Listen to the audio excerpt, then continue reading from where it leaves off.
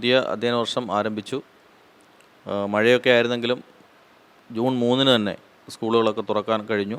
വളരെ ഗംഭീരമായി പ്രവേശനോത്സവത്തോടു കൂടി തന്നെയാണ് കേരളത്തിലെ മുഴുവൻ സ്കൂളുകളും തുറന്നിട്ടുള്ളത്. കൊട്ടാരക്കര ഗവൺമെൻറ് ഹയർ സെക്കൻഡറി സ്കൂളിനെ സംബന്ധിച്ച് പറഞ്ഞാൽ നമ്മുടെ ബഹുമാന്യനായ ധനമന്ത്രി KN ബാലഗോപാൽ സാറാണ് നമ്മുടെ പ്രവേശനോത്സവം ഉദ്ഘാടനം ചെയ്തത്.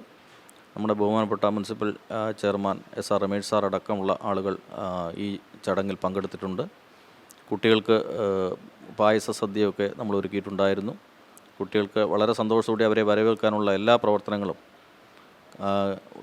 കലാ വിരുന്ന് അടക്കം എല്ലാ കാര്യങ്ങളും നമ്മൾ സജ്ജീകരിച്ചിട്ടുണ്ടായിരുന്നു.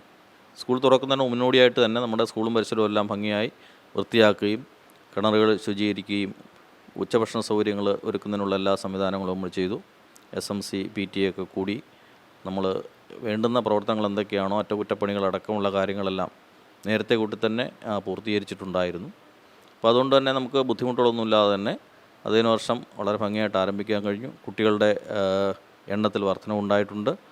അപ്പോൾ പൊതുവേ ഈ അധ്യയന വർഷം വളരെ സന്തോഷകരമായിട്ട് തുടങ്ങാനുള്ളൊരു സൗകര്യം നമുക്ക് ലഭ്യമാക്കിയിട്ടുണ്ട്. നമ്മുടെ സ്കൂളുകളെ സംബന്ധിച്ചും വിദ്യാർത്ഥികളെ സംബന്ധിച്ചുമൊക്കെ വളരെ ഭീഷണി നേരിടുന്ന ഒരു കാലഘട്ടമാണ്. നമ്മുടെ സമൂഹത്തിലുടനീളം ഇന്ന് ഇതിൻ്റെ ഭീഷണിയുണ്ട്.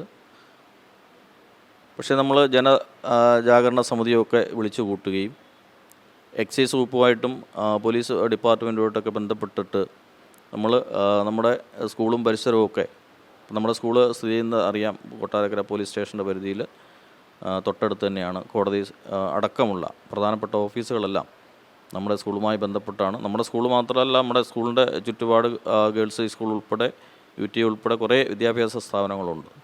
അപ്പോൾ നമ്മുടെ സ്കൂളിൻ്റെ പരിസരത്തുള്ള കച്ചവട സ്ഥാപനങ്ങളുമായിട്ടൊക്കെ നമ്മൾ കൃത്യമായ ബന്ധം പുലർത്തുന്നുണ്ട്. അപ്പോൾ ആരൊക്കെയാണ് അവിടെ, എന്തൊക്കെയാണ് അവിടെ കച്ചവടം നടത്തുന്നത്, ഈ കാര്യങ്ങളൊക്കെ നമ്മൾ നിരീക്ഷിക്കാറുണ്ട്. നമ്മുടെ കുട്ടികൾക്ക് യാതൊരു വിധത്തിലുള്ള ഭീഷണിയും ഉണ്ടാകാത്ത തരത്തിലുള്ള പ്രവർത്തനങ്ങളെല്ലാം നമ്മൾ ചെയ്യുന്നുണ്ട്. അപ്പോൾ നമ്മുടെ സ്കൂളിൽ വരുന്ന കുട്ടികളൊക്കെ കൃത്യമായി സുരക്ഷിതരാണ് എന്ന അവരുടെ സുരക്ഷിതത്വം ഉറപ്പുവരുത്താനുള്ള എല്ലാ പ്രവർത്തനങ്ങളും നമ്മൾ ചെയ്യുന്നുണ്ട്. എല്ലാ സമൂഹം ഒന്നടങ്കം ഇതിനുവേണ്ടി നമ്മോടൊപ്പം നിൽക്കുന്നുണ്ട്. നമുക്ക് ബുദ്ധിമുട്ടുകളൊന്നും ഇതുവരെ ഉണ്ടായിട്ടില്ല എന്നറിയും.